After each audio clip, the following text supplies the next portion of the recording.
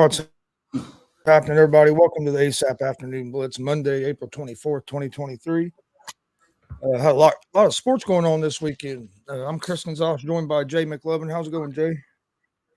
Oh man, yeah, it's going really well, really well. At least it's going pretty well, except for everybody like DeJounte Murray, who could possibly be missing the game against the Celtics when Atlanta plays them next after he has contact with an official. Remember, you can never ever touch the official, Gonzo. What was he thinking? What a bonehead! I'm surprised they're going to eject him for that. They don't want to eject the guys when you kick guys, so why eject the protection ref? Well, you know what they say, man. You can't touch the ref. I don't know what they're going to do yet. They haven't levied down the punishment because it came at the end of the game as he was walking to the locker room.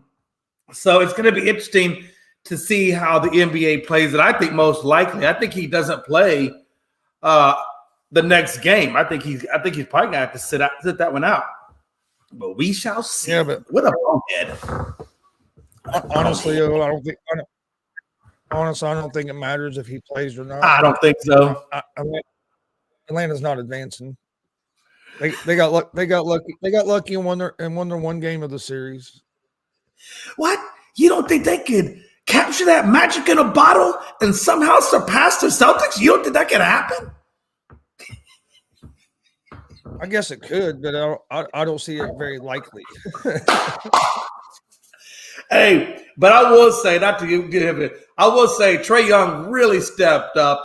He gave everything he had, and he really did. And unfortunately, it just wasn't enough in that fourth quarter. But mad kudos for stepping up, Trae. You just didn't have enough, brother. Yeah. Then again, I do want to say, Mike, to Logan, if you're out there, man. Again, man, I really am deepest apologies for sweeping you.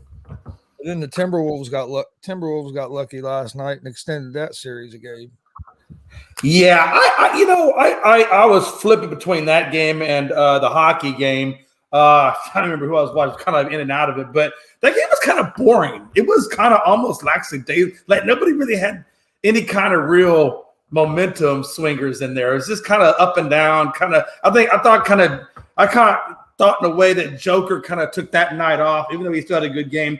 But if you watch the energy level of both teams, neither one really had the energy like they wanted to take that game. And I think Minnesota lucked out and snagged one and avoided the sweep. But I think Sabonis is going to be not Sabonis. I think Joker's going to be woken up come this next game, and I think they take care of business. But they really should have ended the team season last night. Joker finished, I think, with like 40 points. Yeah, but I don't know if you watched that game. If you watched that game, it was just, you could just tell there was no, and I'm not saying it's all on Joker. I mean, I'm just saying both teams, If you watch the game, the first half, the only one that looked like he had any intensity for the Nuggets was Joker. Yeah. And then the second half, I don't know. Second half, they played a little better. You're up 3-0, and they basically figured they have the series won. They didn't show up at the beginning. Then they took the lead and had chances to win the game, just couldn't close it out there at the end. Yeah. And Andre talks about Joker dropped 43 and Edwards had a performance. And again, I'm not trying to take anything away from those two particular guys. I'm just saying, when I watched that game, it just didn't have the intensity or the flair that I would expect from Minnesota trying to keep their hope alive and from Denver trying to get the sweep. I just didn't see it. It was just kind of a boring game to me. Second half was better. Second half wasn't too bad because Denver was battling back, and then you went into overtime. But yeah, first half wasn't great. Yeah, I think I just flipped a lot back and forth between that, and I forget what hockey damn game I got so out of it last night. After the Wild and after the Stars beat the Wild last night. By the way, we back in it, baby. Don't you count us out? Yeah, Joker and Edwards both put on a great performance last night. Yeah, I agree. It's going to be a wrap. I agree. He says, I can't stand watching Carl Anthony. Whatever. He don't really bother me too much. But, yeah, I do think it's going to be a wrap. I don't think there's no way in hell Joker and them don't come out with more enthusiasm and take care of business at home. Yeah. Edmonton, thank you. That was the game. Yes, the Oilers did grab that. And, again, so did Dallas, man, against the Wild. The Wild are playing tough hockey right now against the Stars, even though Frankie calls the Wild trash. They're really playing Dallas pretty hard. And Dallas, they took care of business last night, got the win. Ottinger, that goalie for Dallas, just stupid good. Like, I can't imagine there's another better goalie than him in the league. I think that's probably Dallas's biggest star is Ottinger, that goalie. Yeah. What a time to be alive. Woo! Hockey's getting good, man. Hockey. Gonzo, I don't know if you've been watching much hockey, but it's looking pretty good. I think the Bruins got the win too, I believe. Yeah, they did. I didn't catch that game, but I was seeing some of the sound bites come across in the Stars game. I saw a little bit of the end of that game. At least I think it was yesterday. Was that yesterday or the day before? I can't remember. Boy, I tell you what, all my days run together. This whole weekend, every day is run together. No, it was 6-2. Bruins over the Panthers, and they're up 3-1 right now in that series. I was gonna say I thought they won that game because it was right before one of the basketball games, if I remember right. Yeah, it's 2-2 right now, and the Oilers Kings. It's 2-2. Dallas Stars and the Wild, and again, it's 3-1 with the Brewers and Bruins and Panthers. I really thought the Bruins were going to sweep Florida. To be honest with you, the fact that there's 3-1 is incredible. And the Hurricanes took out the Islanders. That's Logan's team, and Carolina's got that one 3-1. So, yeah. Everybody's team won last night. Frankie got his, Logan. I got mine. So we'll see how that continues to play out. There's been a lot of close games. I know there was a lot of overtime games in hockey over the weekend. You had Vegas winning overtime on, I think, Saturday. The Oilers game last night was overtime as well. I think there was another overtime game on Saturday as well, if I remember right. Yeah, you had Vegas game. You had the Maple Leafs and Lightning was overtime. Devils and Rangers was overtime. And again, if you're tracking those series right now, Vegas is commanding it 2-1 over the Jets, and Toronto is taking it over Tampa 2-1, and then the Rangers got a 2-1 over the Devils, and the Avalanche have a 2-1 over the Seattle Kraken. Which, by the way, I don't know if y'all been keeping up with the Kraken. I only follow them because Mickey Delaney basically messaged me every day about the Kraken, so it's almost like I'm forced to keep track of them. And but they are, man. This is only their third year in the league, and they're doing pretty well for their playoff appearance. So, I think that team's definitely up and coming. Oh, Mickey. Well, I tell you what, that man will message me 20 bucks from Sunday when his team is winning, and then when they're losing, he is ghosted. He is not to be found. And then, Chris, let's say, what was that? Tony was saying the Oilers. I'm sorry. Oilers were down 3 and came back to win. And then Frankie said second year in the league. Wow, okay, second. For some reason, I was thinking the Kraken, it was their third year. Okay, well, that's even more. That even makes it more impressive then that it's only their second year and they're in the playoffs. Usually it takes them a few years to build up their squad. But, man, and I think the Coyotes out there, and we'll talk more about that on Tuesday, but I think the Coyotes out there in Arizona, Gonzo, they're stocking up draft picks right and left and young players, and I think the Coyotes might make some noise in the next year or two. Yeah, but you see it sometimes with them expansion teams where they can get good pretty quick. I mean, we've seen it in the NFL back when the Carolina Panthers first came in the league. Look how quick it was, and they were in the playoffs. I mean, so I mean, you sometimes you go through that expansion draft, you can put together a pretty decent team. Oh yeah, absolutely, absolutely. Just to give you a little backtrack real quick on what we were talking about earlier. Yeah, Murray is being investigated as of right now by the NBA, but nothing's been levied towards him. So it's going to be interesting to see if they do anything or just let it ride. Me personally, Gonzo, I don't know if I'm going to keep him out of the next game. I think I just give him a fine, whatever they deem necessary. I think I just give him a fine and let it roll, man. Honestly, in my opinion. Yeah, I didn't even see what he did, to be honest with you. He just made contact with the guy. Now, contact could be anything. Maybe he bumped into him. It does. I didn't see where it specifically said what kind of contact. It just said he made contact with him, and then he said a few words towards the fans, and that was really about it. Frankie says he's getting suspended. Says no, he bumped into the ref and got in his face. Okay. Yeah.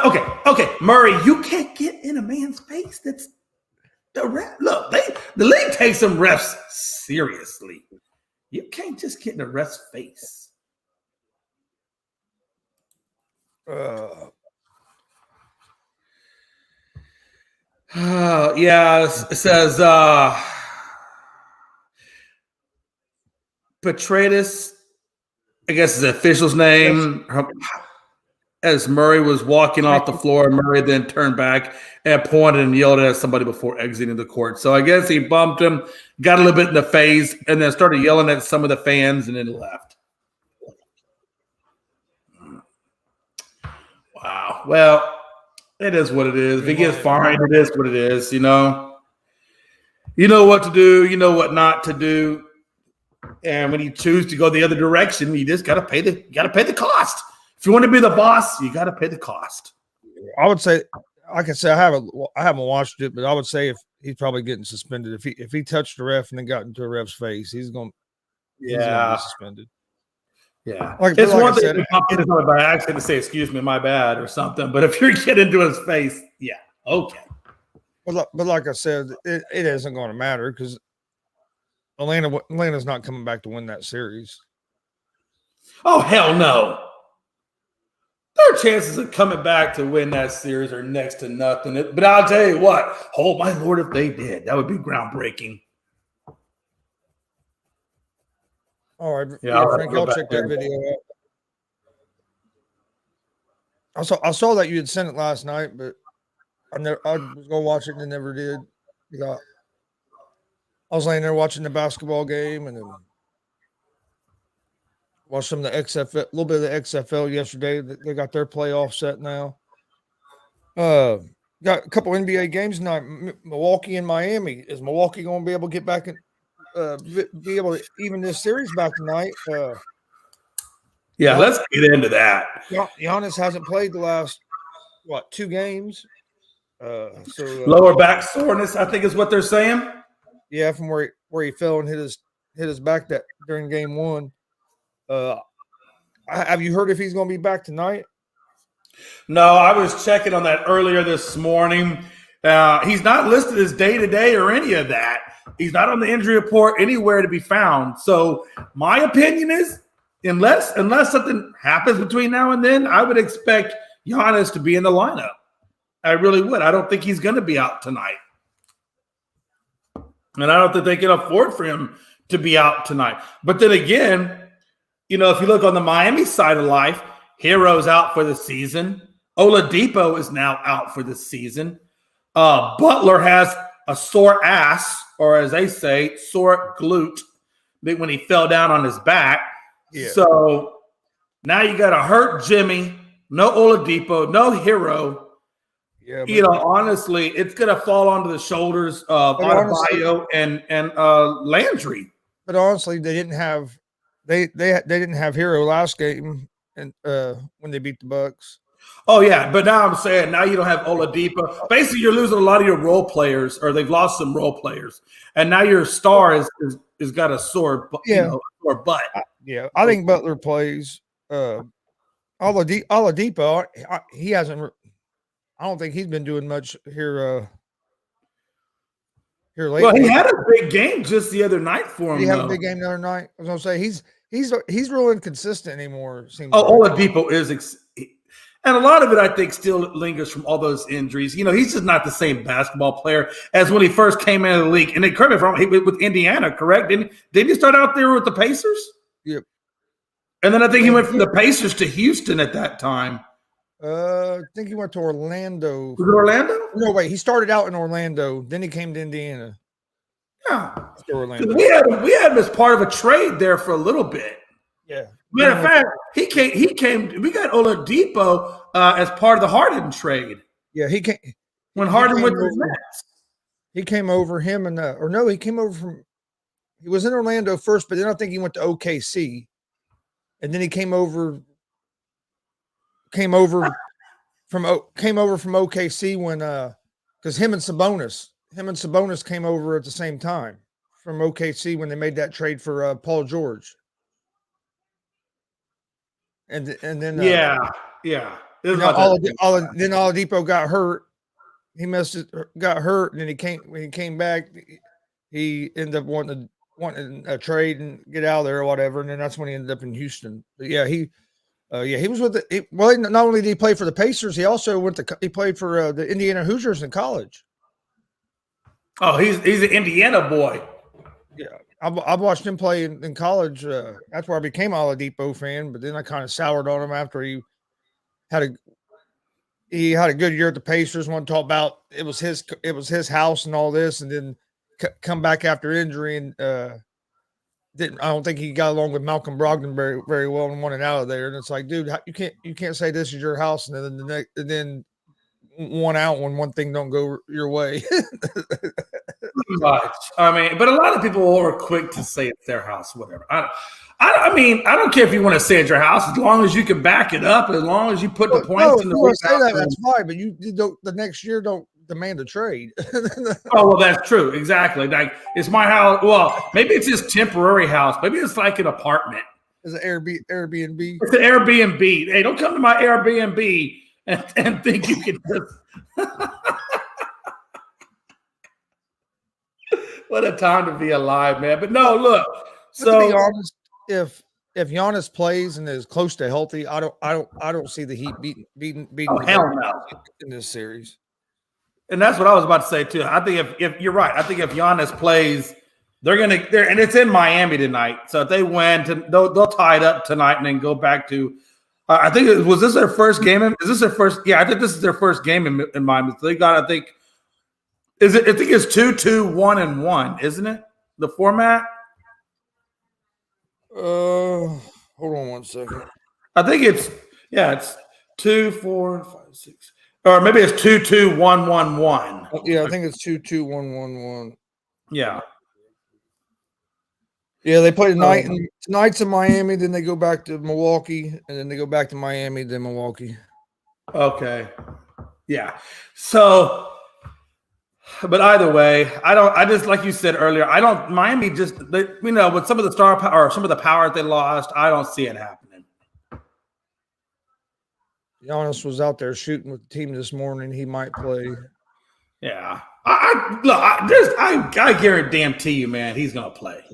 He said, who is Landry? Hey, I get it, man. Hey, that dude's kind of, obviously he's faded out. So it is what it is. What's up, Mickey? We were just talking about you and the crack. And I always love a team that's named after a part of my butt.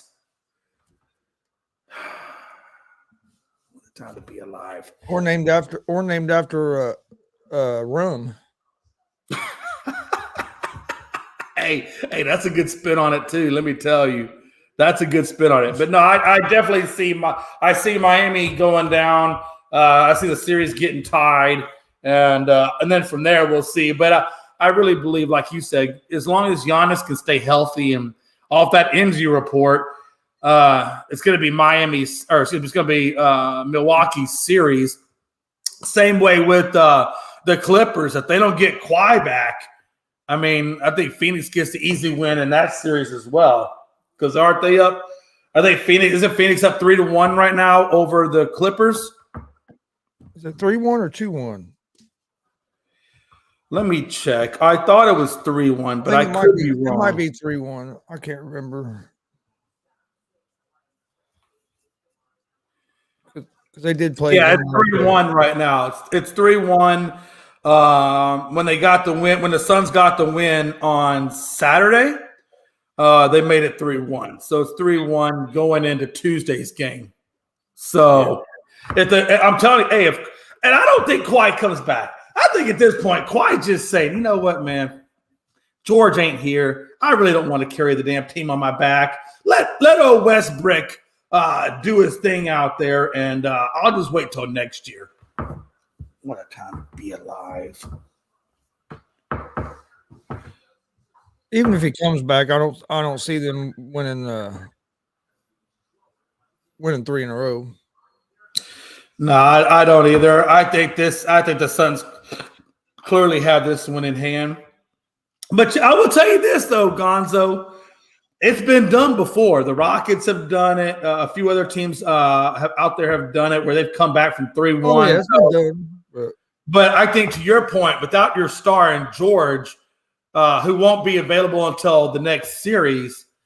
And that, and even if a Kawhi plays, what's to say he's going to play 3 games in a row? Hell, Kawhi can't even play 3 minutes in a row. By the way, I love the meme that I think it was Frankie or Logan that put in there where Kawhi's in a hospital and George is talking to him, or it may have been vice versa. He's like, "You can do it, buddy. I know you can do it. It's okay if you can't, though." And he's all like hooked up to IVs. And they were talking about load management. That was one of the better memes I think I've seen this year. Kawhi's one of them players that if he feels any kind of soreness or anything, he's not playing. Hell no. And that's why you got to almost not respect Kawhi Leonard. He's so fragile, or just doesn't have any kind of spirit about him to really want to do a damn thing, to be honest with you.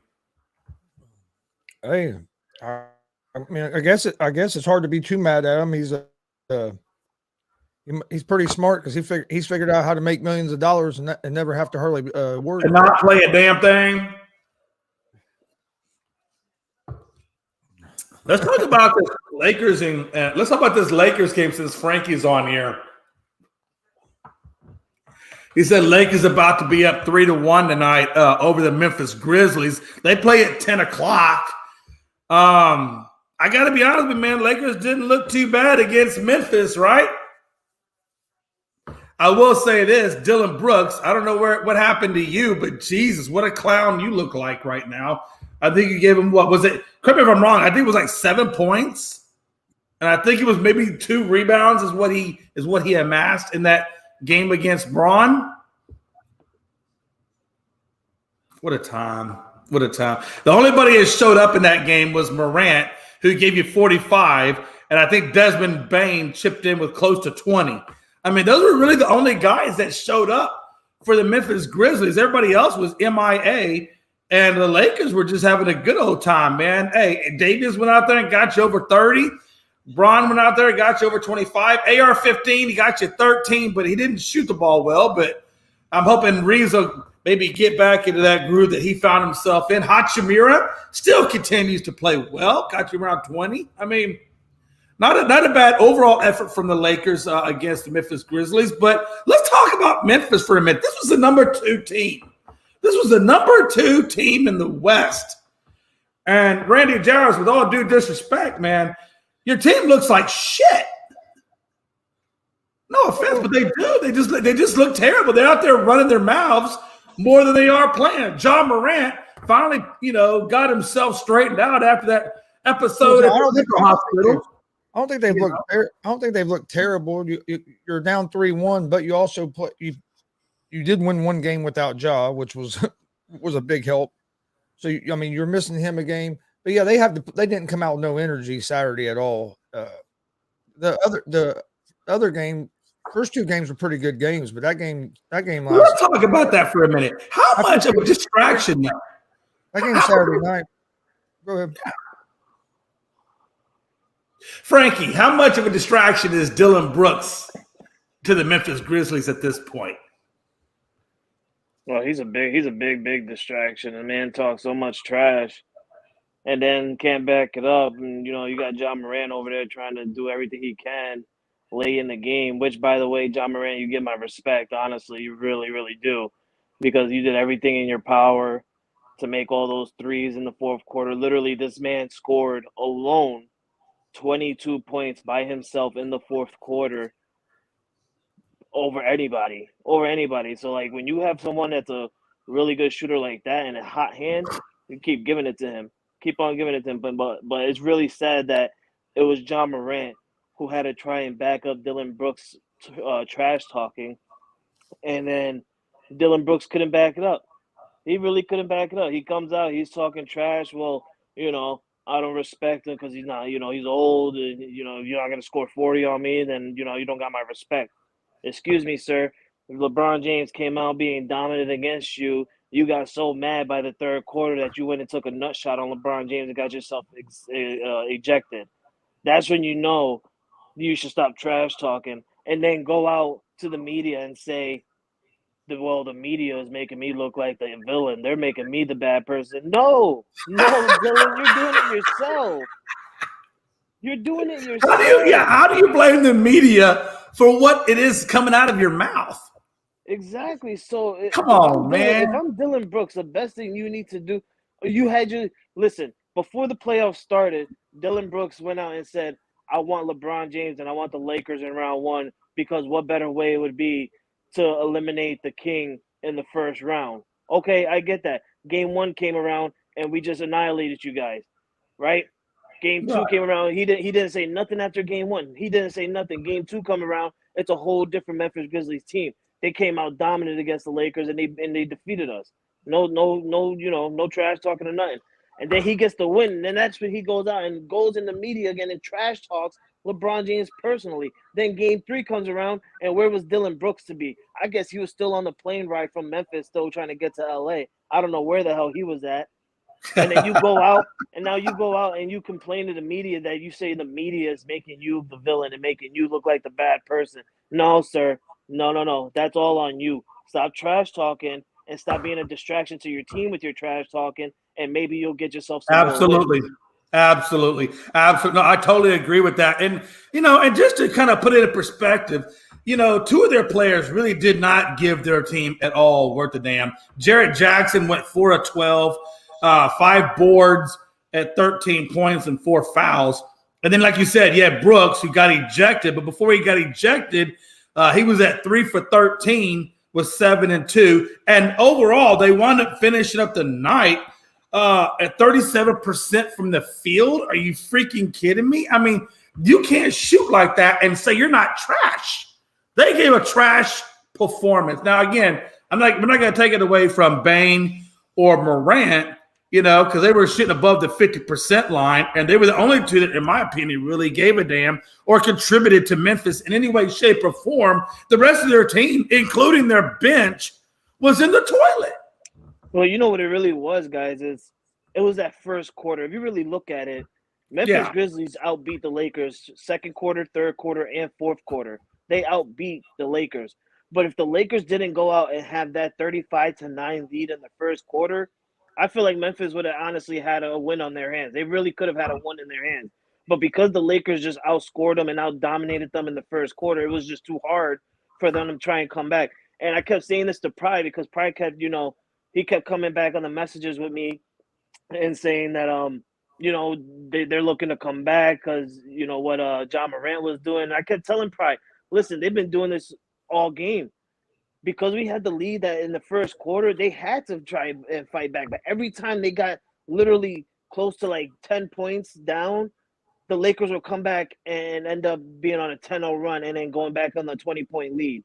That's what the Lakers need to continue doing. I feel like if the Lakers go ahead tonight and come out dominant in the first quarter again and do what they did in game 3 tonight, then we're going to have another situation. But what I want out of the Lakers is consistency, and I want this to happen every single quarter, not just the first quarter, because as you've seen, these guys can come back if they really need to. They really can come back. So the Lakers need to continue that going. But if that first quarter never had happened, I feel like it would have been a really close and tight game. But hey, now Frankie, in the interest of keeping the show unbiased, right? I do got to pick a couple of things apart on the Lakers team going in. I think they're going to beat Memphis. I really, honestly, especially if Memphis continues to play in which they're playing. But let me ask you this: Vanderbilt, why is he your starter? The guy literally gives you nothing. He gave you 21 minutes. He took one shot and missed it, which was a 3-pointer. He gave you 1 rebound. He gave you 5 fouls and 0 points when you could have Hachimura as your starter, who went 6 of 10, 2 of 2, with 16. So why not put Hachimura in there, number one?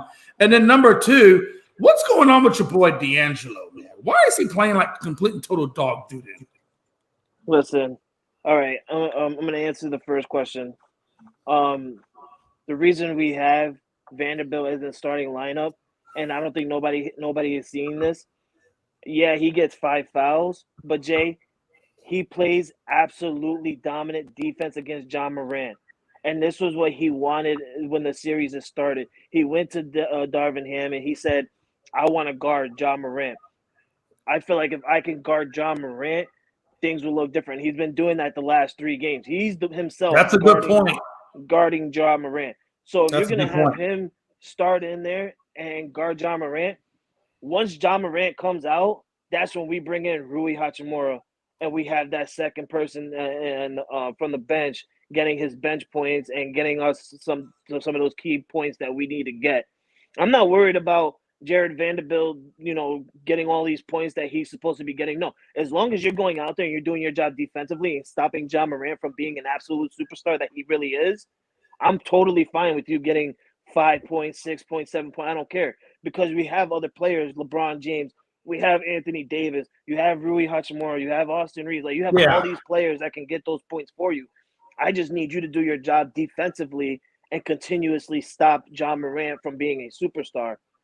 Now, mind you, D'Angelo Russell, on the other hand, I do agree with you. I don't know where he's been these last couple of games, even before the playoff series had started. This man had slowly digressed to what he was when he got traded to the Lakers. But it's the same situation with Jared Vanderbilt. D'Angelo Russell can get the threes and get his shots when in clutch moments when he needs to, but I want him to stop taking those crazy shots where you got a defender in your face and you think you're gonna make it. No. Continue doing what you're doing. You're good at the pass, quick release, 3 shots, but that's what you're good at. Continue doing that, and I feel like you'll play a little bit better. What I think the Lakers are using him for as a starter is being that ball handler, assist guy, finding people where they need to be. And that's exactly, what he does as well. He finds people where they need to be. Anthony Davis in the hole, you got D'Angelo Russell giving it to him where he needs to be. If LeBron James is out in the 3 and D'Angelo Russell's covered too hard, he's going to pass it over to LeBron James. He even helps Austin Reeves out sometimes, and he gives Austin Reeves the ball as well. That's what I like about D'Angelo Russell. Sometimes I would like to see him shoot because I know he can be a better shooter and be a better 3-point shooter and inside the paint shooter. But don't, the same thing with Jared Vanderbilt. If everybody else is shooting, don't worry about it. Just keep doing what you're doing. I think a point guard, they should have their shots and there should be awesome shooters. But in a point guard position, I feel like that's more of an assist key type of play where you need to go lead your team, select them where they need to be, and get them to where and get them the ball where they feel comfortable at, and helping them get open. I feel like that's what D'Angelo Russell's trying to do.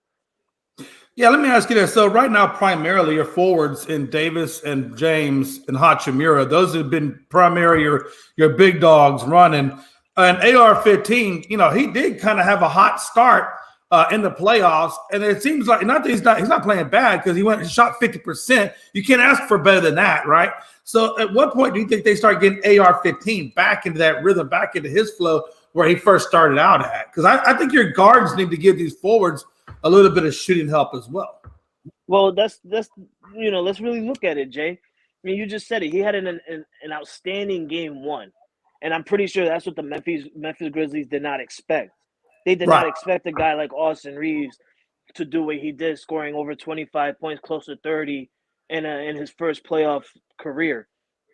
So I feel like Memphis have learned that after game one, and they have just simply locked him down. Literally, game two, the man was getting double teamed at some point, and he was having J Triple J, D him up and everything like that. And it's really hard when you have a small man like Austin Reeves getting defended by Defensive Player of the Year and Jared Jackson Jr.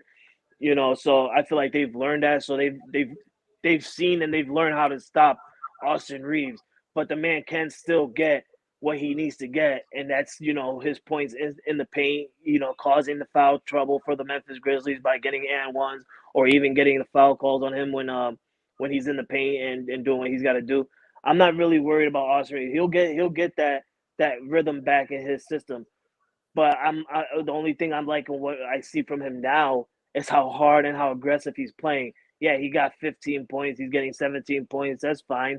You expect him to get more, but you got to see the key on what he's doing. This man is playing so good that Memphis now has to get Jared Jackson Jr. off of Anthony Davis to go ahead and guard Anthony Reeves. Yeah, I agree with you. And Chris, I mean, how crazy is that? What if a number 7 seed knocks off a number 2 seed 4-1? How crazy is that? Man, it wouldn't be real crazy just because of how bunched up the West was this year. Because if you look at it, you had even like your 6, 7 seeds wasn't that many games behind your top, your 3, 4, 5 seeds. Everybody was bunched together. I think, and back to your Hachimura question, I think it's a smart thing that they bring Hachimura off the bench because you need to give him a run against the number 2s of the other team, and he can take advantage of that and be your scorer for your second team. Gives the Lakers a little more offense. I think Reeves will get going a little bit more. But the key to the game for me is going to be what Frankie said earlier. Is going to be the start of the game. You can't get down 35-9 after one quarter. You're not going. Bro, that first quarter, man. That first quarter, I had to pinch myself to see if that was really happening. You're not. I wasn't watching it. I was watching some of the fights, but I turned it over or checked to see what the score was, and I was like, "Son of a bitch, that's not how you want to start a game." And you're not going to win many games starting like that. Listen, this is how confident I was, Chris. I didn't even watch the game until the fourth quarter because I was also watching the fight, but I was still trash talking Randy because I knew. Yeah, I was watching the UFC, and then I started watching the Davis and Garcia later that night, and then I watched a little bit of XFL. Watched a little bit of the XFL because they had one game that was still playoff contention game, but yeah, there was a lot of sports on this weekend. I remember I walked through, and I heard that the. Is somebody taking a pee right now? Because I hear water. No, I'm rinsing my daughter's bottles off. Oh, okay, good. I'm glad it was water's bottles. Okay, that was much not what I was thinking, but okay, good deal. I heard a hockey game say it was going to overtime. I told Dad, I said, the hockey game you have on in the other room is going into overtime. And he said, what? Because that's Vegas. They were up 4-1 a little bit ago. Yeah, man, hockey's crazy. Hockey's really crazy, and I told Jay that too because Jay's not really fully into hockey. Same with me. Like we're not fully into hockey yet. This was our first. You can hear me? You said. I said. No, he said you're right. Oh, yeah. So like this is our first year actually getting into it and actually watching it and everything like that. So like it's really entertaining. And I told Jay, I said, man, hockey's fast. Like hockey's really fast. Like a team can be up 5-0, and then like literally this team can tie it up or at least cut it down to having like 1 point being 1 point down or 2 scores down within an intermission left or anything like that. Like hockey is a really quick, fast paced sport. I really am, and I'm starting to really like hockey. No lie. And I'll tell you this, man. Like I was telling Frankie last night, man. I was watching the Wild take on the Stars. And I'll tell you, I know Frankie says they're a lot of trash, but I don't know, man. They got some pretty good. They got some good stuff over there. The Dallas Stars did get that game at the end, but I don't know, man. I do, man. I was starting to get more into hockey now. I like the physicality of it. I like like you said, the speed.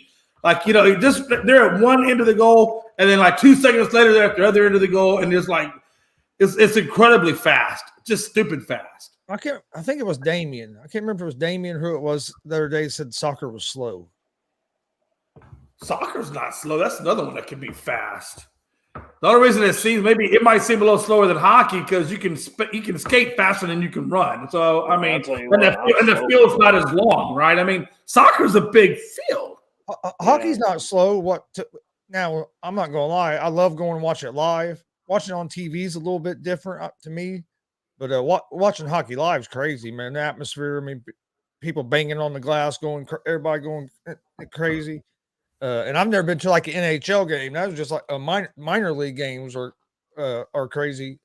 But I like to go to NHL game and check it out. But I've been trying to watch a little more of it on TV, but I haven't got into it probably like I should. And we don't have a team around here either. I think that would help a little bit more.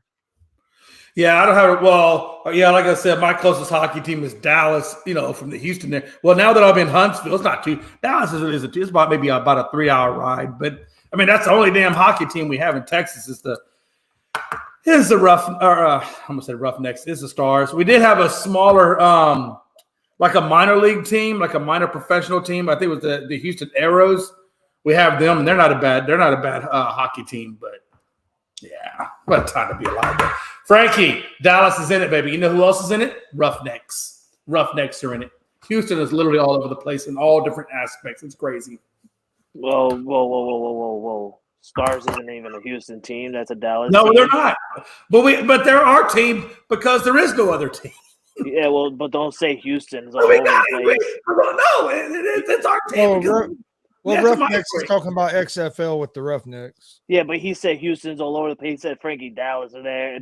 He goes, the Stars are in there. The Roughnecks are in there. Well, all over the place. Well, I mean, we have to say Dallas because we don't have a team. So if you're a Houston person, you got to migrate to the closest city. So I'm just saying. Say this, Jay. What are they talking for Texas? There you go. That's all you got to say. Stars are in it. Roughnecks are in it. Man, Texas is all over the place. There you go. That's how you say it, Jay. Okay. Either way, hey, listen. What a time to be alive. Nah, I'll give it to you on this. If you win it, you said Astros swept the Braves. The Roughnecks are in it. Houston's all over the place. Then I would accept it and be like, oh, hell yeah, Jay. You guys are all over the place. Hey, by the way, though, Frankie, I need some mad props on the Astros. They took out the number one team in their division and swept them. What a time to be alive. Jordan Alvarez, I love you. I don't need to give you props because how long have I been telling you this, Jay? I know, but you know how I am, man. I get sad, bro. I know. I was like this last year, bro. I hate to see my team when we come off slow like this because I just get so sad. But then, you know, like that's why I got Frankie. Frankie, listen back up. You deserved for your team to start out slow this year. All that stuff you were talking the offseason, how you guys were already won the World Series again. You deserved for your team to start out slow. Touche. Okay, a little cocky on my part. Hey, you still got to worry about the Rangers, though. You still got the Rangers to worry about. Man, listen. Hey, I know. Hey, listen, and I gotta give Dustin a lot of credit on that, man. He was talking, you know, and I kind of knew. I knew what the lineup that the Rangers were putting together in that in their starting rotation. But in the back of my mind, I was telling myself this is a little bit older rotation, so I'm not going to take it too seriously just yet. But you're right. They've come out. Everybody stayed healthy. They're pitching well. They're hitting well. And that Texas team they're freaking tough, Frankie. They're freaking tough. No, Jay. Nah, I want you to keep your goddamn energy. Oh, no, my energy's still Houston's going to win it. No, but I'm just saying. Hold on. I'm speaking more on the fact that a while back, you and Pride were saying how weak our division was. And I'm just pointing the fact out that our division isn't as weak anymore, and you gotta recognize that our division has competitors now in it. It does. Jay, Frankie, if I remember right, what when he said So why that always do the this? Rangers I were don't going know to what be it very is. good. Y'all always gang up on me. No, I'm just hold on, asking he's a asking question. me a question. He's asking me a question. But he's referencing me. When Dustin was saying that the Rangers were going to be good, wouldn't Jay say the Rangers were going to be trash? They weren't going to be no better than they were last. No better than See, they were I last. told you he was talking about me when he's talking to you. I think he My said wife that does the same thing at co-op meetings. I think he said that the Rangers would be third in their division because he said, you know, he literally did go one by one. He said Houston at 1, Seattle at 2, the Rangers at 3. Yeah, and then he said he put who was it? The Angels at 4, and then Oakland last. I did. I sure did. And again, the only reason I had the Rangers at 3 is I felt like, even though Dustin made some good points, I felt like the health issue was going to be one of the things that might hurt the Rangers. Kind of like if you look over at the Mets, with Scherzer getting ejected for 10 games because he's putting shit on the ball. And then you got, over there, Edwin Diaz, who got knocked out for the season with the baseball classic. I mean, you know, the Mets are still playing really good ball as well. But I really thought the health issue for that starting rotation being a little older might hurt them, and it hasn't. And Dustin was correct on that, and we're seeing that come to fruition. But damn it, the Astros will prevail. Listen, I'm gonna say it for you, Jay. I'm gonna say it for you, and I'm not even a fan in your division. The Rangers are not gonna do dog crap anything. They're not, Jay. Yes, they look good now. Jay, can you answer me this? Who else looked good at this time in last year? Yankees. In your division. No, he's right. We did. No, I'm talking about the hot start. No, listen, when the Yankees came out, they were on. Yeah, Yankees did get off the hot start. Yeah, he's right. He is right. But I'm talking about your division. Who was like this last year and then ended up turning it around and being straight trash? Who was it again? It was Seattle. No, it was Seattle, but I was thinking about more of like the Angels. Oh, I never thought that about the Angels, though. I always kind of knew the Angels were just kind of The Angels in the start of the season, they were on fire. They literally they were looking. Oh, you're talking about this year? I thought you were talking about last year. No, I was talking about last year. Last year, they really weren't never that good last year, though. I will say this though. I don't know what it is about our division when Houston plays teams within our division. Like, for example, like you said, Angels. Another team comes to mind, the A's even. The Astros always just struggle with interdivision teams. I don't know because you guys always play them. Because you guys always play them, they know how you play. They know what you do. Yeah, man, those guys always just kick the crap out of us. Man. It's the same thing. It's the same thing with the Yankees and the O's. But now you play plus teams get up a little bit more for other division games. A lot of times too. Hey, question: how are those Reds looking right now? How are Reds looking right now? Not very good. We're. I didn't think so. I just wanted to get the upper hand on you. We're 7-4. I think we're 7-14, but we've lost 7 games, 7 one-run games. And those are the ones that hurt. When you had those, you know what I mean? Look, do you know how many times, especially against the Rangers, against I think it was who was it? I want to say it was maybe it been the Pirates. There were several games where we lost by it was 1 run. And I'm like, what the hell? We're 1-7 in one-run games this season. That's what's really killed us. Yeah, we're not doing very well in one. Those piss me off. Those piss me off when you lose by 1 run. Those piss me off. And then what also pisses me off, and I'm pretty sure everyone gets pissed off about this, is when you had that 1-run lead, and then somehow, some way it comes to the bottom of the ninth, and they hit a freaking walk-off on you.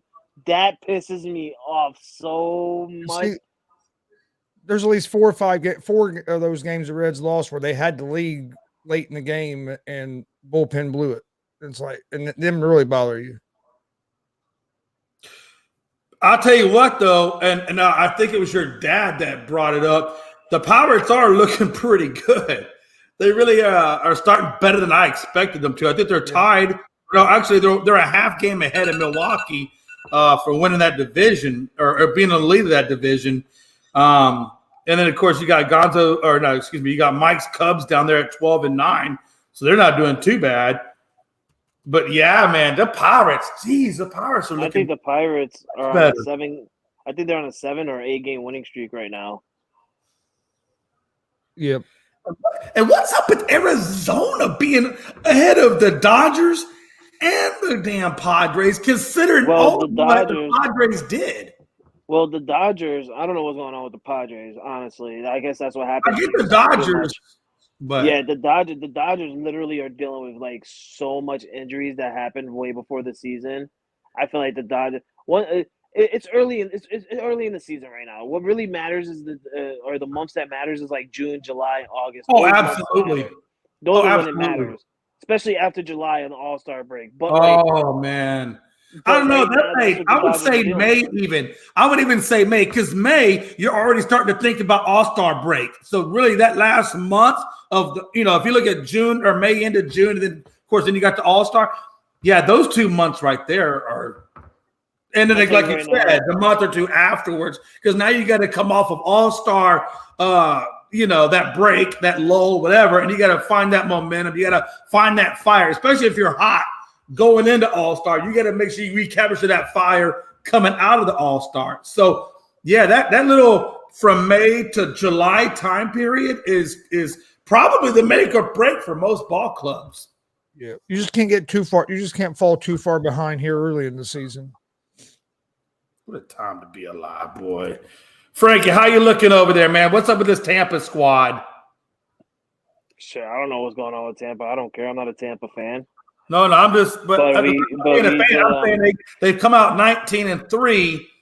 At first, it was a lot of sub 500 teams, but now, they're getting some legitimate wins. I mean, are they the real deal? I'm not focused on them right now. I'm really not. When the time comes for them to be on our schedule, that's when I'll learn and I'll see and I'll look at their history of this year and see what they've done and everything like that. Today. But that's gonna be a good one. That's why I'm talking about it, because here's the deal. They were undefeated up until the point and April 14th when they ran into Toronto. Now, up until the fact they ran into Toronto, they were playing subpar teams. Then they hit Toronto, which, is a pretty good team, and they lose that series 2-1. And then, they play Cincinnati. Cincinnati takes 2 from them. Then they sweep the Sox, and now they're coming into Houston. How do you see that? How do you see that series panning out? Houston and Tampa. Reds only won one game against them, Jay. Hold on. Yeah. You're right. I'm sorry. You're right. I apologize. I'm looking at I want to ask you this, Jay, because you just said this to me. You're right. I apologize. You're right. You just said this to me, Jay. You said Tampa in the beginning of the year. We talked about them because they played subpar 500 teams, but these last couple of games that they played, were legitimate contenders. I was really more focusing on the Toronto series as being their first test. Then they still haven't played anyone legit yet, Jay. Listen, because yes, Toronto, and I give it to Toronto because listen, Toronto just beat us in a series, and that was our first series loss this year. So I give it to Toronto. They are legit. They're a legit team this year. And I've said this since last year. The only reason they weren't good last year is because they dealt with injuries in the middle and early season of last year. But once they got their players back late that year, they started looking good again. But now this year, they're fully healthy. They've added more pieces. They look really dangerous. And I've actually sat here this weekend and I've witnessed it. We took 1 game out of 3 against them, and they beat us in a series. So I can say that Toronto is legit. But Tampa's not legit yet, and this is why I'm not focused on Tampa yet. And you'll find that out, and you'll find that out for yourself these next. Yeah, because tonight we got Urquidy lead it off, and then we got Garcia, and then we're going to wrap it up with Hunter Brown in this 3-game series. Bradley will open it up for Tampa, and Rasmussen will go against Garcia. They haven't named a pitcher yet to face Brown, but again. I do think, number one, I think we help you out. I do think we win that series. I really do. Then they get a 4-game stretch against the Sox, Pirates, and then they link up with you guys on May 5th for the start of your series with them. So it's going to be interesting, right?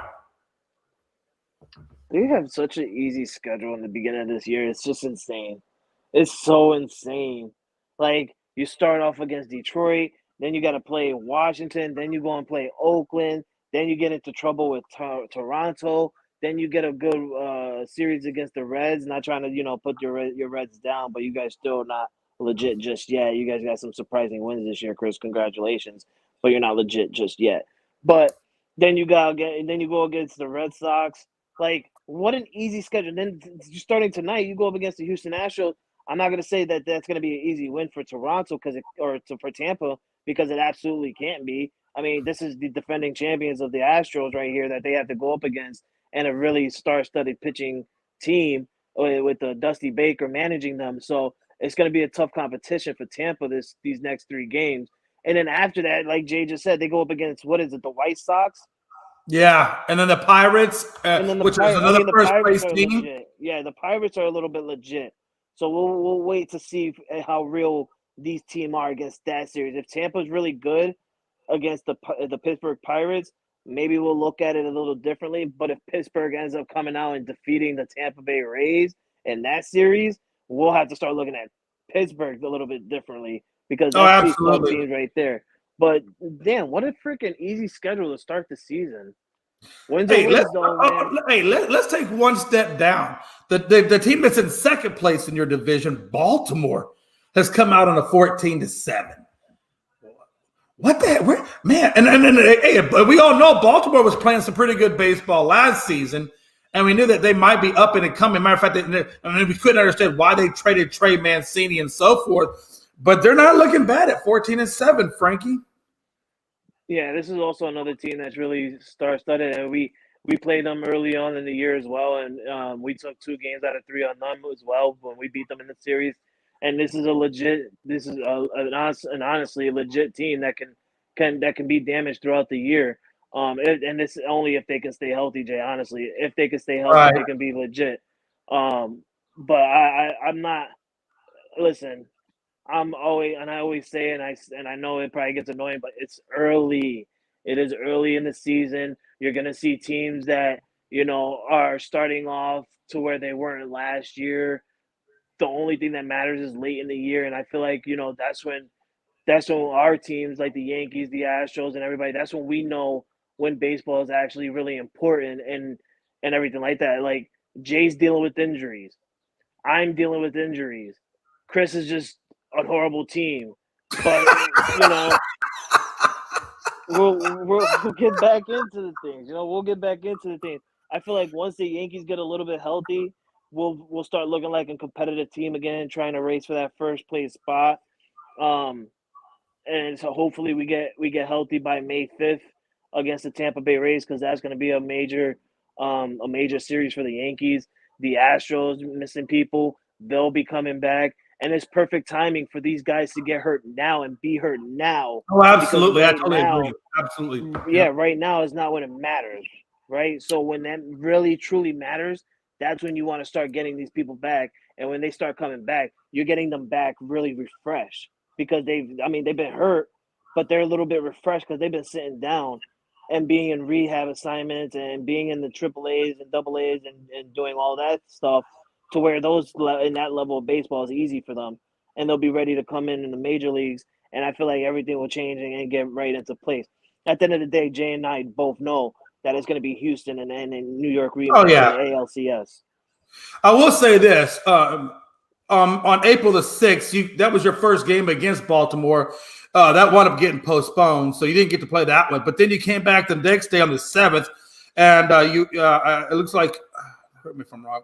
It looks like you lost.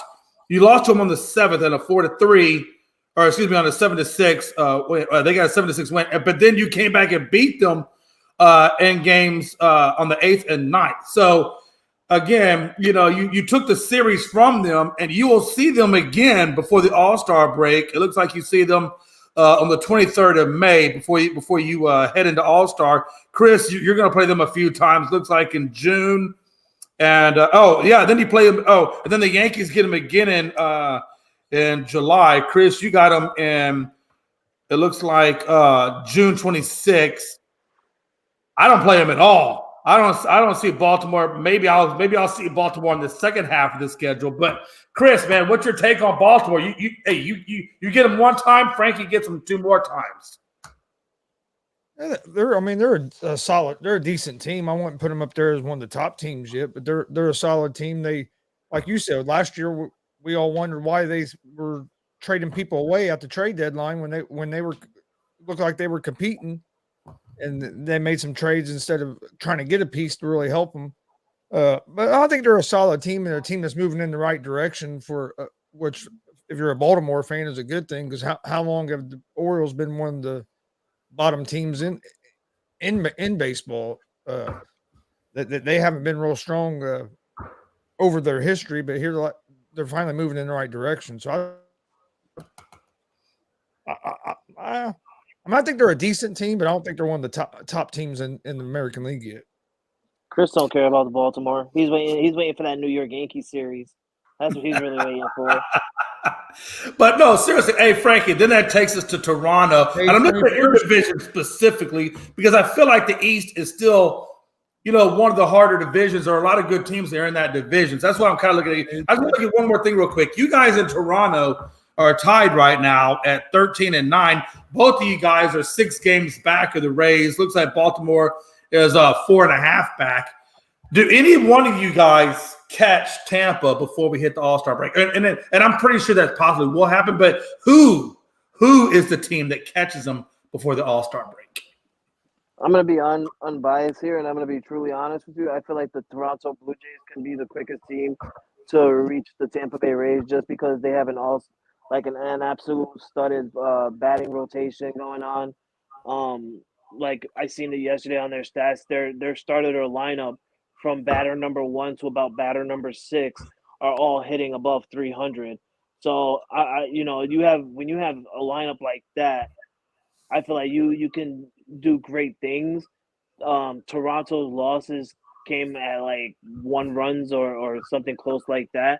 But I feel like they have the stronger push to try and get to being close with the Tampa Bay Blue Jays by the All-Star break.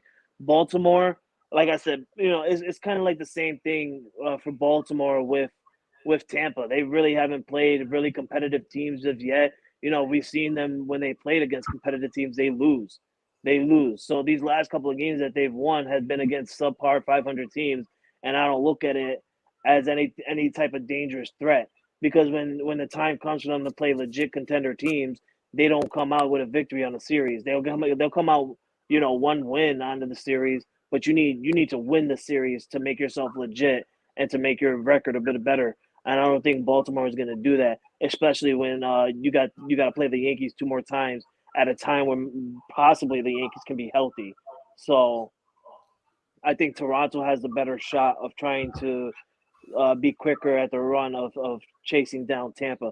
And that's just because, honestly, I just came out of a series against Toronto, and Jay knows me about baseball more than anyone.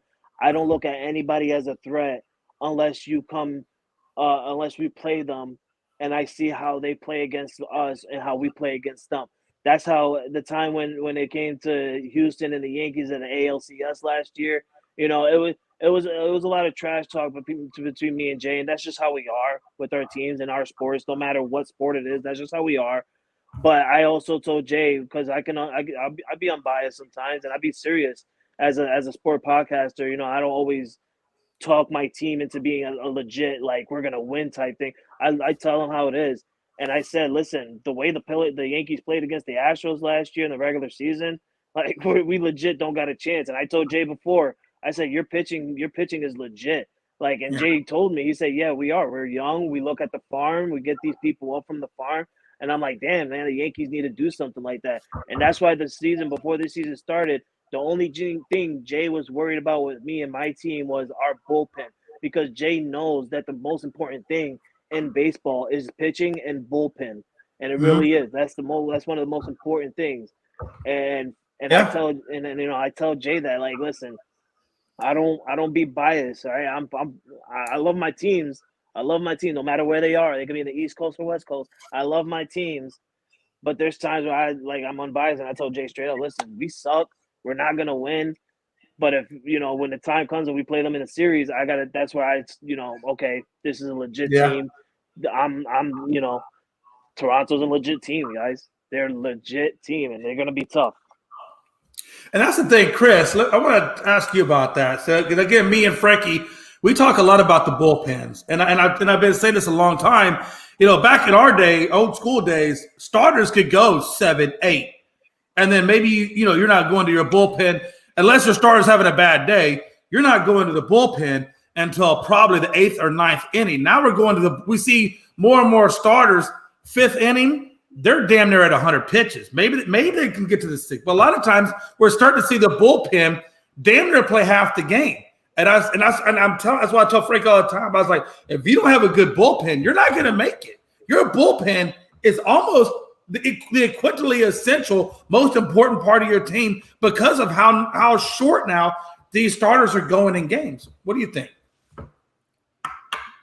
Oh yeah, well, bullpen's always been to me one of the most important parts of your team. Now you're right; they use them more innings than they used to, which I a lot of times understand. If you're a lot of times I don't agree with, but I understand like if your pitcher's already up to 100 pitches in the 6th inning, okay. But there's also a lot of managers that'll take their pitcher out in the 5th, 6th inning just because he's getting ready to face the batting order for the 3rd time. Exactly. That's exactly correct. Even though he's only gave up 1 hit the whole game, only thrown 60 pitches in the game, but let's go ahead and take him out and bring in a guy that's cold off the bench, which makes no sense to me at all. But I know. Yep. And we have one of the kings of that as our manager with the Reds. It's like he's in a hurt. It's like it's a race to him to see how fast he can get to the bullpen. Our bullpen's the weak part of our team right now. But no, the bullpen, I think, is the most important part. But I think a lot of managers make a mistake because they go there too quick. But you're right, your bullpen gets used more now, so that's why I don't understand. Just because a guy, unless your pitcher's up 90 to 100 pitches in the 6th, 7th inning, if he only gave up 1 hit and they're not scoring no runs on him, I wouldn't take him out yet. But you're right. A lot of these pitchers now don't pitch as long. But no, yeah, bullpen's definitely, because if you look at the Reds, that's what's hurt us this year. If our bullpen was better, we'd probably have a winning record. Because like I said, we've lost a lot of 1-run games, and a lot of them games are games that we were leading when it's been turned over to our bullpen. Because we have 3 pretty good real young starters, but our bullpen just is so inconsistent. One game they might get lucky and not give up any runs, and the next game you bring them in and hell, one game they gave up 7 runs in the 8th inning after taking the lead in the 7th inning. So I mean, Chris, can I ask you a serious question, Chris? Because I just heard what you said. You said that you guys have 4 good young starters, right? Or was it 4 or 3 that you just said? 3. All right. So you got 3 young good starters. How would you? Not how would you feel? How can I say this? Would you feel better if the Reds never traded away Luis Costello? Oh, dude, we'd be sitting real good starting pitching if we went and traded away Castillo. Me and Dad were just talking about the other day because with Ashcraft, Ladulo, and Hunter Green, which Hunter Green we just signed to the extension, with them 3 guys that are all basically just second-year guys that are really showing a lot of promise as starters. If you had a veteran like Castillo there to anchor that starting line, I think that makes the Reds a whole lot better of a team. I feel like still we have to fix the bullpen, but at least you have a guy that can help bring your starters along. And that's what I was going to get to, because I feel like if you guys would have never traded him this entire offseason, you guys could have focused more on getting relief pitchers for the bullpen, right? And signing those top elite relief pitchers that were actually free agents this year, instead of like having to quickly adjust and look for those starting pitchers, because now you knew that after trading away Lewis, you had to get someone, your next ace, and who that was going to be. I feel like if you guys would have never traded him, that would have been a better focus on you guys. Now it's like you guys got your 3. Now you got to look for basically about 2 more, and then worry about your bullpen as well next offseason, or actually throughout the season.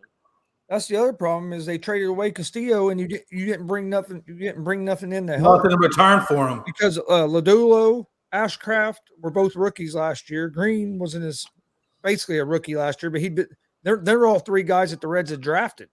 So it ain't like they went out. It ain't like they went out and brought any starting pitching in either. You get rid of Castillo and you didn't replace him, or you didn't bring in relievers. Let me ask you this.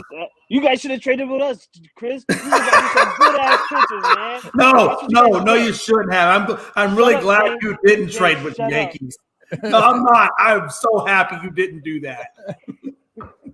Because Frankie knows if Frankie would have got his hands on Castillo, yeah, it would have been nasty. So I'm really glad you didn't do that. But Chris, I'm almost got the opposite issue. I feel like you guys bring him in too soon. I feel like Dusty sometimes waits too late, and I think we've lost at least 3 or 4 games due to him waiting too long to go to our bullpen. So sometimes I feel like Dusty kind of is the opposite of what you're going through. But I will say this: when we talk about the quality of the bullpen and what it means, I look at a guy like Hector Neris is 2-1 in our bullpen. Like he's literally won 2 games in the bullpen. So to me, that just kind of shows you how important that bullpen is. And I do think eventually, hopefully, you guys get there, Chris. But yeah, that Luis Castillo, you definitely could. If you could have got at least 1 or 2.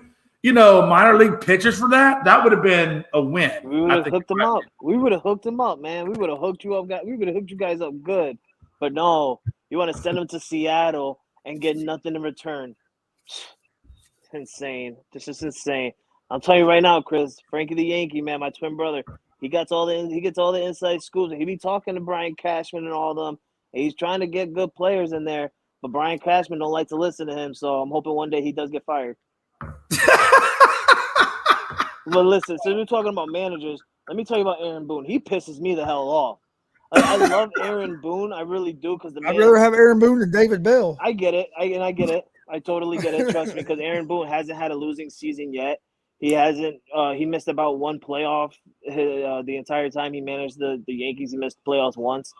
But like when it comes to bullpen situation, the man is like confused. It's like.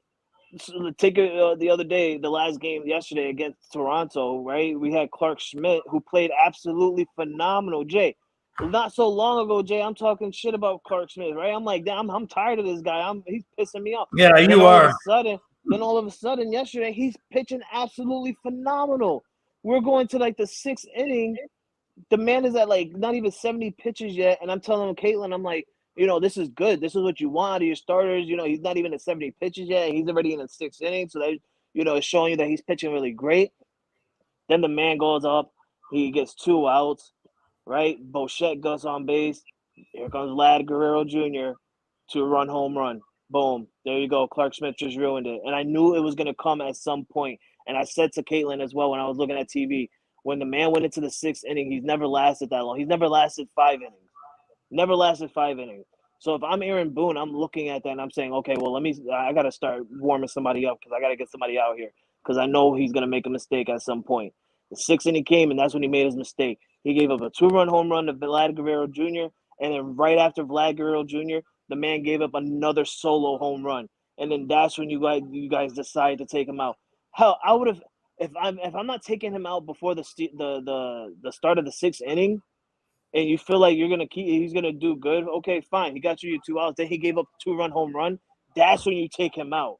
Because you're 6 innings in, you guys are tied 0-0, and he gave up a 2-run home run. Why you keep him in there for another freaking batter when you know that right now his arm is obviously not looking like his strength and stuff of what he was pitching in the early innings isn't up to par in the 6th inning. So why keep him in there? Yeah. All right, let's. You know what though? I think a good manager, in my opinion, I've seen a lot of managers. I go back to the days of Art Howell, Larry Dierker, and a lot of really what I consider to be good managers when it comes to evaluating talent, evaluating pitchers, when to pull them, when not to pull them. And Dierker made a good comment, man. He goes, I watch my pitchers. If they're hitting their spots and get hit, okay, it just is what it is. Sometimes, a hitter just gets the hit. But when a pitcher is not hitting their spots consistently, that's when I look to start taking them out. Because sometimes a pitcher will go out and he's got his stuff. He's got his command, his velocity, his control. He's got all those things working for him, and he's good. And other days he can go out and just completely stink it up. I've seen Verlander go out there and look like a complete dog shit a couple of times. And I've seen Verlander many a time go out there, and he has complete control. And so sometimes even your best pitchers will go out there and not have their stuff. And I think you just have to look at it, from a game point of, you'll know about the third inning of whether or not your pitcher is hitting his location, command, things like that. And if he's not doing it by the third inning, then you do gotta, think, do I need to take him out and maybe go to my bullpen earlier than what I need to, if you can afford to do so. Sure, I don't think it's smart to go in the third inning. You go to the bullpen in the third inning. No, but sometimes you have to, because you I see pitchers go out there. No, I know. And take it up at the first. This year, Johnny Brito had 2 successful games. He had 2 amazing games. Then his third start, the man gave up 7 runs in the first inning to where Aaron Boone had to literally take him out in the first inning. He could have finished the first inning, Johnny Brito. So I totally get it. Trust me, I really do get it. Not only does that put you in a tough situation in that game, but it also it messes up your bullpen rotation for your next couple games. It can. Yep. Let me ask you guys a question. So we're talking baseball. The Oakland A's I guess they're still in Oakland. Hell, I can't remember that these damn teams anymore. Even guys was thinking, I think they are in Oakland. No, but the A's now are in a pivotal point where it looks like they're going to make the transition and the move over to Vegas. How long do you think once they make that move to Vegas before we start taking the A's somewhat seriously? Because I got to figure once they go to Vegas and that money starts rolling in, they're going to be able to acquire the talent that they want, because Oakland probably wasn't a good market for them to really be successful financially, but Vegas will be. They did that to themselves. It'd be another and you're right. A lot of it they did. Another 15 years. It's just new city, same A's. I don't know, right? I think they'll get better. I don't think they'll get better, but how fast is going to depend on the ownership. I mean, yeah, you're in a different city, but if the ownership don't spend money and try to win, try to put together a winning team, it's not going to matter. And the A's haven't tried to do that forever. So is he going to change his philosophy now that they're moving? If he does, yeah, I think they will get better. But if not, if they stay with the same philosophy they've been doing, trying to do the money ball and keep a low budget, just changing the city, I don't think it's going to make a big difference. They got to change their philosophy. And maybe you're right. Maybe they'll be able to make more money and they'll spend more. But and that's one of the problems the Reds have. To me, the ownership don't try to win. They don't spend the money to put out a competitive roster. And until you start doing that, to me, it don't matter what city you're in. So what level does the commissioner step in and say, okay, look, I understand you're moving to Vegas, but let's understand each other. I'm not telling you got to go spend New York Mets or Yankees or Dodgers kind of money, but can we at least, spend some money and put a better product? At what point does the commissioner say, the teams maybe like if the Reds aren't being competitive or the A's aren't being competitive, at what point should the commissioner step in and say, look, the product you're putting out is not good for the game of baseball. We need to see more from you. At what point should he step in? Oh, I'm pretty sure he's already stepping in. I'm pretty sure he's already like, oh, you guys want to go to Vegas? That's cool. Because if you really look at it, the commissioner gets some type of percentage of it. Because I'm pretty sure that if the Oakland A's don't have enough money to build a new stadium and do all this other stuff, the commissioner is probably going to put money in it to help them, to where the commissioner ends up getting a huge profit back on them. Right. So last I heard, Frankie, the reports were that the stadium they're talking about building in Vegas was going to be like $1 billion stadium. Yeah, it's supposed to be, incredible. They have it, Jay. They honestly do, because like Chris said, Oakland A's have had the philosophy of Moneyball from like what, the late 90s, mid 90s. Oh yeah, at least late 90s. They've been with that Moneyball mindset for so long that when you go to Vegas, you don't have to have that mindset no more, because you're going to be bringing in all that cash flow from Vegas. Look at the Raiders. The Raiders were not bringing in no cash flow when they were in Oakland, but now that they're in Las Vegas, they got an absolute gorgeous stadium.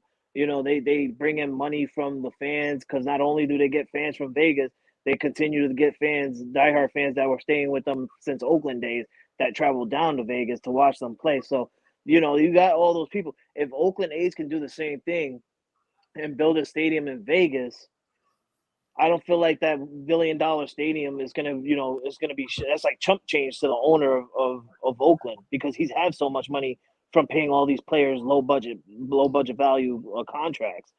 So I mean, he's got the money to build it, and then you look at it, you're gonna bring in more money because you're looking at the Raiders and you're saying, well, hell, we have these diehard A's fans that they're not showing up because of how bad we are.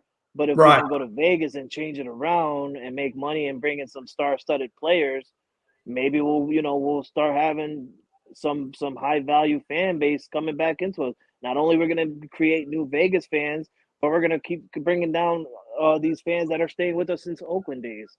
And another thing it helps going to Vegas is you'll draw fans that'll go to games in Vegas, even if they're not Vegas fans. You'll draw fans of other teams when their team is playing in Vegas because Exactly. I can go watch the Reds play in Vegas and go watch the Reds play and have a trip to Vegas and do other things at will. So you're it kind of combines where you can make a whole weekend or 3, 4, or 5 days out of going to a game, and you can go check out all the other tourist attractions and stuff that's in Vegas. Just don't tell your wife. Just don't tell your wife because I'll tell you this: if you don't tell your wife, man, whatever happens in Vegas stays in Vegas. And if you're gonna go to an Oakland A's game, they're gonna catch you on camera. Just saying that right now. So you gotta let your wife know you're going to Vegas. Hey, what happens in Vegas? What stays in Vegas unless your wife has location finder? Listen, I always say she needs to mind her business. Or leave the phone in the hotel room. It don't matter where I'm at. All right, it's not cheating if it's a different area code. Damn it. Hey, Chris, if you don't mind, man. I know we got like a few more minutes before we get out of here, but I know we got the draft coming up relatively in a few days, man. We know Lamar Jackson still has not signed a contract. We know that I think Aaron Rodgers is still in limbo of whether or not he's actually going to be a Jet or not be a Jet. Do you think that any one of these two guys, and we also know D-Hop still hasn't got his trade, and we know Austin Eckler is still looking for a trade. So you got quite a few athletes out there that are available. Do you think that we see any trades in this first round come to fruition, and maybe one of these four guys, all of them, two of them actually move spots? I don't think the Rodgers deal is going to get done until after the draft because the Jets aren't in no hurry. Because if it goes through after the draft, then they get to keep all their draft picks for this year to help their team this year, and then they don't have to worry about giving up compensation till next year. So I don't see that happening unless Green Bay just comes back. Green Bay offers them just a great offer, but I don't. But what if Green Bay offer Rodgers services to another team out there to maybe possibly try to move the needle? I don't think so. I think that's going to be. I think he's going to end up with the Jets. With Lamar, I mean, I guess you could maybe see a team make a play, but my feeling is Lamar's going to be in Baltimore this season. And is my feeling. I don't know if he'll get a contract done with them or if he's going to be on the franchise tag, but I just don't see no other teams that are interested enough in him that are going to give up those first 2 round picks to do that deal right now. D-Hop, now that's one that, I mean, maybe. I think if you see trades, it's going to be more of just moving up draft picks. I don't think you're going to see a lot of trades having a lot of the players. I think it's going to be more of moving back in the draft. Some of these teams moving back in the draft because if you look at it, it ain't like this year's draft is one of the best drafts in quality of players. You have your maybe 16, 17 players, and then after that, yeah, you have some players people find to help them, but it's not like it's a real deep draft. It's more of a top heavy draft. So I think you're going to see a lot of these teams, if they're not in the quarterback hunt, you're going to see them moving back in the draft. So I think that's where you'll see more of your trades will be maybe swapping draft picks and stuff like that. Frankie, what do you think, man? Does anybody make a move on any of these players? Or is it like what Gonza's saying that all these players kind of stay put and not really have any kind of movement? I don't see much movement. The Ravens bringing in Odell Beckham Jr. I feel like Lamar Jackson is going to want to play with him for 1 year. and change his style of play and show the Baltimore Ravens why he should be getting a high value contract that what people think he deserves. So I think he stays and plays under the franchise tag that he's under and just deal with it for 1 year because, like Chris said, nobody's going to want to trade 2 first-round picks and possibly a what should I say, a player as well for the value of Lamar Jackson, especially when they just brought in Odell Beckham Jr. to play with him. So I feel like he stays with Baltimore. DeAndre Hopkins, listen, I'm off that DeAndre Hopkins talk. I've been trying to, get him to come to New England since the start of the off season and everything like that. But I think the Arizona Cardinals will probably stick with him. I did hear some rumors that Arizona is getting calls from a lot of teams for the potential third pick of the draft this year in the first round. So be on the lookout for that. Like Chris said, we'll see some draft swap picks and stuff like that. But if somebody's going to call Arizona to get the number 3 pick, I wouldn't be surprised if someone gets DeAndre Hopkins for that number 3 pick because he was and he still is on that trade block for Arizona. As for Aaron Rodgers, it's been since yesterday news came out that the Jets and the Packers have re-engaged in trade talks for Aaron Rodgers. So don't be surprised if we hear something during the draft for Aaron Rodgers because, like Chris said, I mean they can wait until after the draft. It all comes down to the Jets. The Packers because the Packers have the leverage in their hands. So Chris is right. If I'm the Packers or if I'm the Jets, try and hold it off and wait until after the draft so that way you can keep the amount of draft picks you got for this year rather than having to worry about next year. But, I mean, if you really do want Aaron Rodgers and you want to solidify that, then, hey, you're going to have to give up you're going to have to give us some change for that, man. I mean, they're going to want, first round, second round players, probably 2 first rounds this year and next year. You never know. So if I'm the Jets, I'm going to wait until after the draft, like Chris said. But if you're the Jets and you're the owner, you're going to want Aaron Rodgers on your team now to start having that relationship and the contacts with other players of the Jets organization. But yeah, I don't see much going on in this year's draft. I mean, you got all these people in this position. You got Carolina who needs a quarterback, Houston needs a quarterback, Indy needs a quarterback. I don't see any of these teams switching their draft picks unless Indianapolis want to switch with freaking Arizona and go up 3 or switch with Houston and go up 2. I mean that's all I see happening is like those little top 1 to maybe 7 will probably like be a little draft swap or anything like that, but after that I think everything's going to be normal. Yeah, absolutely. Speaking of the draft, Gonzo, me, and Frankie, all of us will be live at 7:30 Eastern Standard Time for the draft. We'll be doing a watch-along with Unscripted / Gonzo Sports Room through All Sports, All Plays, man. So make sure you check out the live draft watch-along with your 3 favorite people in the world. Yeah, and watch our reactions, too, because we get excited. We really get excited for who our teams pick up. I mean, the last time I got super excited was when we drafted Mac Jones, and my reaction on the screen was insane. But this year it's going to be a little funny because we got Chris at the number 4 spot, and I can't wait to see who you guys because he wants someone. Chris, who do you want? Will Levis. Man. No, he wants Richardson. That's not who I want. Is Levis? I kind of hope they move back, but I think from what I'm hearing, it's going to be Levis or Stroud because now they're talking about Stroud. Levis is going to be the number 2 pick in the draft. So if that happens, which I hope it does happen, because then we might get Stroud instead of Levis. So I'd rather have Stroud than Levis. Amazing.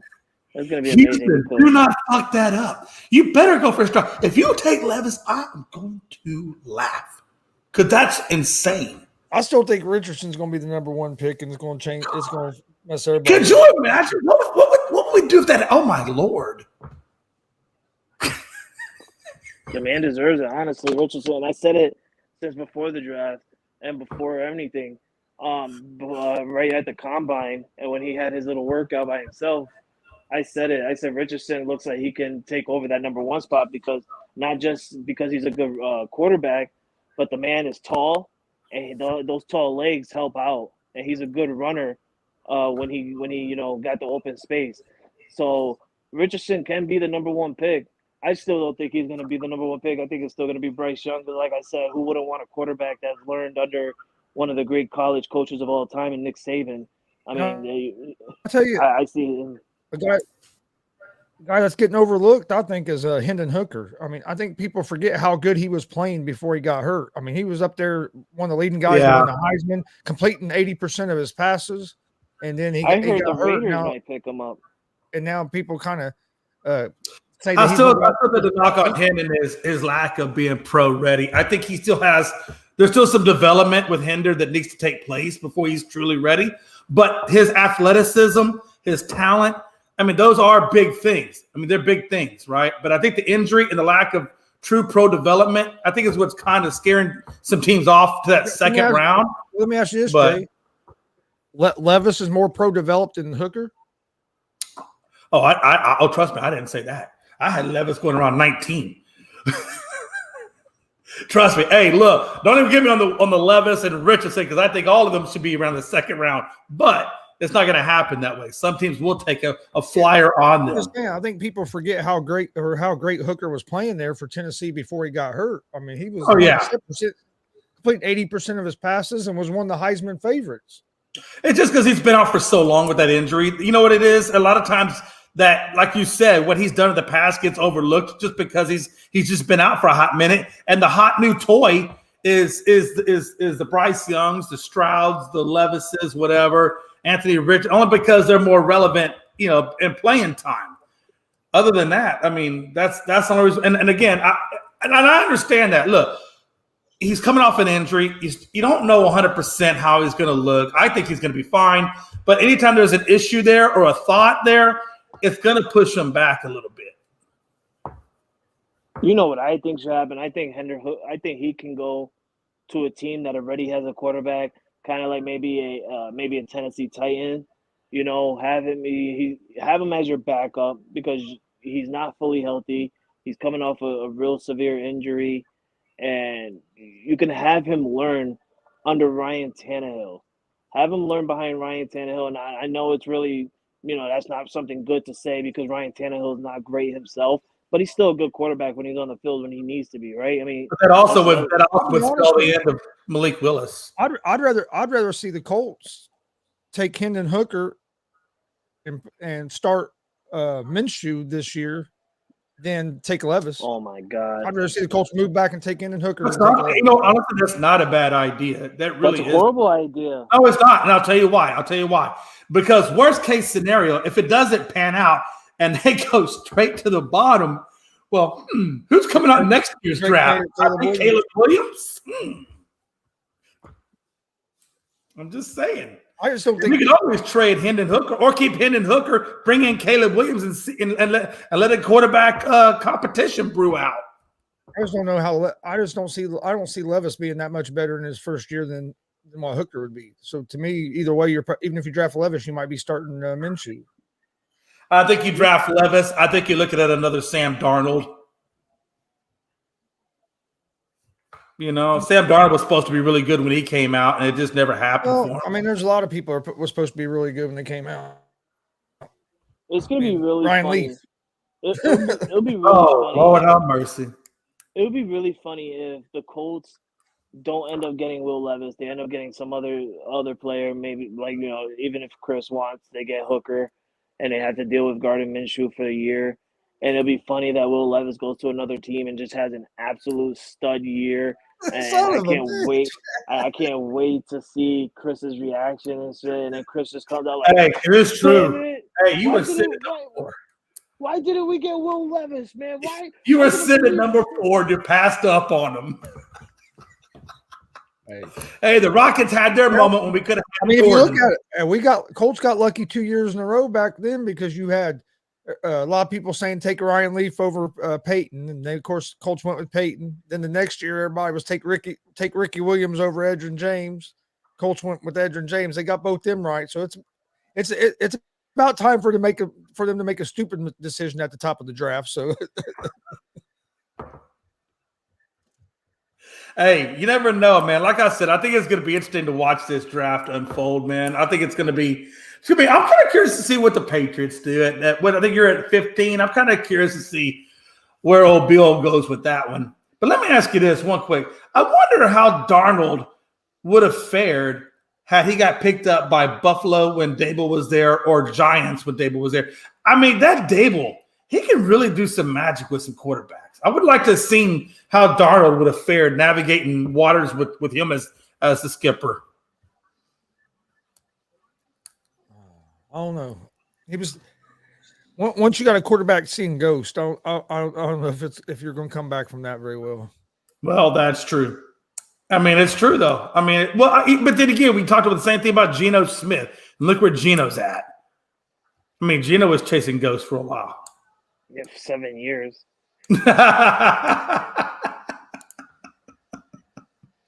But sometimes you catch a ghost. I want to see if Geno can put together another good year, 2 good years in a row. Oh, we're about to find out because Seattle's either going to look really, really smart or really, really dumb. We'll find out. What a time to be alive. By the way, Mickey Delaney, I hope they look dumb. I hate everything Seattle. The only good thing I thought ever came out of Seattle that was worth a damn was the grunge scene.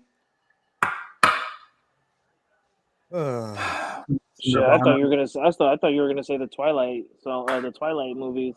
That's not bad either. I love a good Twilight film. But no, the grunge scene being born out of Seattle was in my. Oh, and don't forget, Bruce Lee is married in Seattle. So Seattle got a couple of good things out there. Not much. They got a couple. Yeah, but Bruce Lee died. Jay's talking himself into loving Seattle. He went from hating to loving. Let me quickly change Jay's mind. I'll go visit Seattle, but I ain't living there. Look, Bruce Lee hated living in Seattle so much he freaking ended up dying. Hey, listen, I don't mind visiting Seattle, but it rains too much. It's too gloomy. It's too rainy. It doesn't support Jay's milky toned skin, so I gotta stay down in Houston.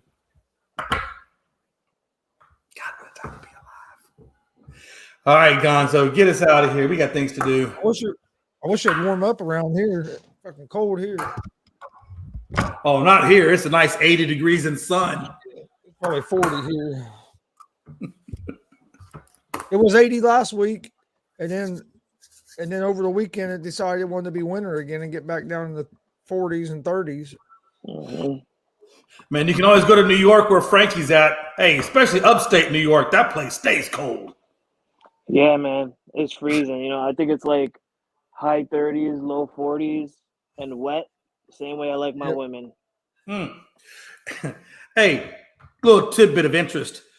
The United States Army and Navy actually sends their people for cold weather training to Fort Drum. Even the ones in Alaska, which you would think they would be perfect for cold weather training. They all get sent to Fort Drum to do cold weather training. That just kind of tells you how cold New York is and windy. All right, Jay, you got anything before we get out of here? No, other than, hey, catch us tomorrow night, 7 p.m. Eastern time, unscripted. Frankie, you got anything else? Frankie went to sleep. Nah, man. Nah, I don't got nothing else other than Lakers in 5, baby. Lakers in 5. Lakers in 5. Memphis. 10 o'clock. Is that 10 o'clock tonight? Yeah, it's 10 o'clock tonight. We're gonna put everybody back to sleep by 10:40 after the first quarter. Woo! Like Jay said, join us Thursday for the draft night coverage. I'll be live here in just about 10-15 minutes or so with Easy Money, a sports betting show. I was 6-4. Yeah, 6-4 on my picks on Friday. Which a couple of those picks were for Saturday as well. And then we'll be back tomorrow. Chris, before I get you off screen, I want you to say this in my face. I don't want to hear it while you're live with your dad. Who the hell you're picking tonight, Memphis or Lakers? I am taking the over the 222. Or excuse me. That doesn't answer my question. Under the 220. Hold The under the 222, and I'm taking Grizzlies plus 4.5. Oh my God! Yeah, get me out of here before I yell at you. Hurry up and end this show. That's how I like to hear a show ended. Join us tomorrow at 1 p.m. Eastern for another episode of the ASAP Afternoon Blitz. Hope you enjoyed the show. See you tomorrow.